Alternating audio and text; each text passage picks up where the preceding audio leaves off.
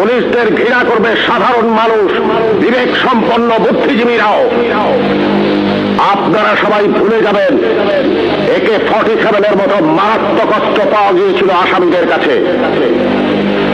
যদি জনগণের কাছে ধরা পড়ে ওই আসামিরা গণপিটুনিতে মারা যেত, আপনারাই বলতেন ভালো হয়েছে, পুলিশের কাছে গেলে ছাড়া পেয়ে যেত। একটা কথা মনে রাখবেন, পুলিশ কখনো আসামি ছাড়ে না। আসামি ছাড়ার অধিকার শুধুমাত্র বিচার বিভাগের।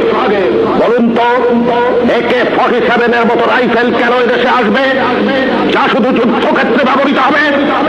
কেন AK-47 বাংলাদেশে আসছে? কিসের আলামত?